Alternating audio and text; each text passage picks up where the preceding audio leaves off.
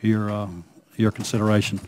And let me thank the witnesses for being here. You've really given us some tremendous information today that we can take back to many of our constituents out there who are interested in these very valuable resources. And as we all acknowledge, America's small businesses stand to benefit greatly from increased access to broadband.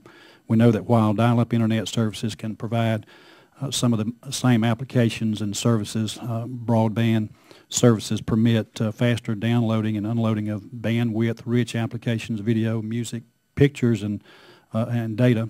And as producers or consumers of these services and applications, small businesses stand to benefit from broadband deployment and its use. One project, one particular project in my district does exactly do what you say, Mr. Strickland, and that is forge a relationship and a partnership between several different entities out there. And it would also do something that would that we're all trying to do, and that is to integrate the smart grid technology with the broadband in order to serve over 14,000 homes in my district and nearly 400 businesses in unserved and underserved areas of my district. I applaud these projects and this project specifically and others, and would ask that you seriously consider those applications or these applications or all these applications in awarding any of these resources to these particular areas. And Mr. Adelstein, you acknowledge that Alabama is in great need because we are a very rural area, and my area is very rural, and we are really looking with great anticipation of where these resources can be applied in our district so that we can have access to this unique and very important service out there. Broadband development would be particularly beneficial in small businesses in my state, in Alabama. A large number of small businesses in my district operate in rural areas, and studies indicate that this puts them at a further disadvantage when it comes to competing with other businesses out there. The Small Business Administration found that rural small businesses do not subscribe to broadband services as frequently as urban small businesses do, finding the difference in broadband use between rural and urban areas to be statistically significant.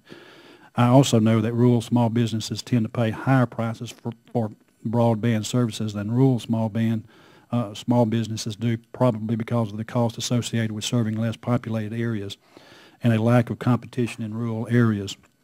This fact highlights the importance of the $7.2 billion made available through the American or the stimulus project legislation, and for increased deployment and adaptation of broadband technologies. Further importance is ensuring that in the process of awarding these funds we get it right. I am appreciative of your willingness to do that. I look forward to working with you and working with your staff to make sure that we do get it right. I will, at this point in time, many of my questions have already been asked and you've answered them.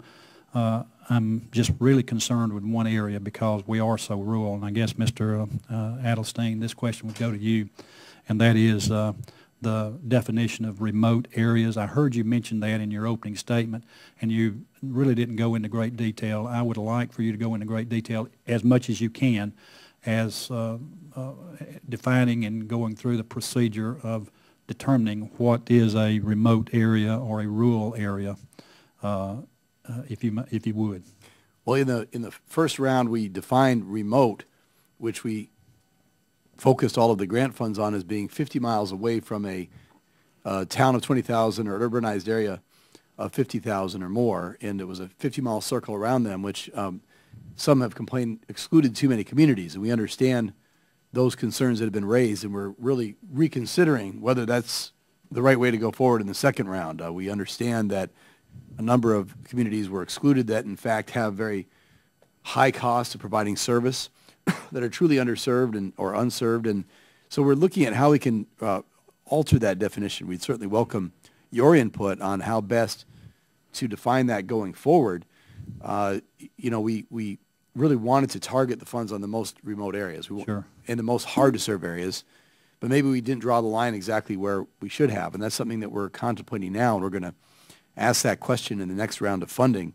Where should we go? How should we define this? What are the other factors? Do you intend to withdraw or remove that definition at all at this point in time in the new or the next round? we're completely open to changing it. Okay. I think we're finding that there are challenges associated with that we hadn't fully anticipated, and we are doing a top-to-bottom review of whether or not it's a good idea to change that, and if so, how? What are the other factors we might look at besides simply distance from an urbanized area? So we are open to change and really welcoming all comments on that in the next week or two through our RFI to figure out how we address that going forward. Okay, thank you very much. My time is expired, and I turn it back over to the chair.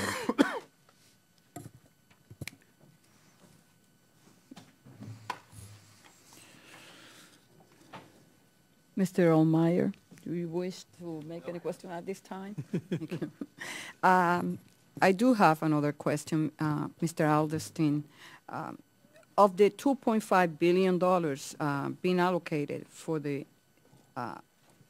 BIP program, 2.4 has been set aside for this first round.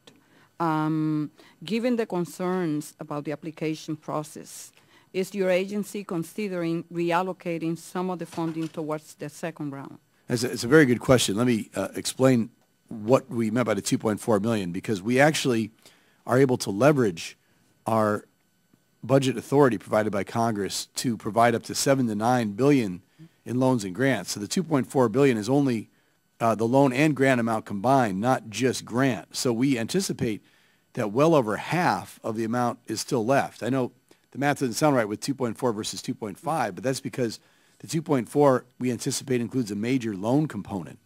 So our total program amount being 7 to 9 billion, we're only using 2.4 out of 7 to 9 total program level. So in fact, upwards of 2/3 of the funding remains for the following rounds of funding and will be available for any of the changed criteria that we use. Okay. Any other member who wish at this point?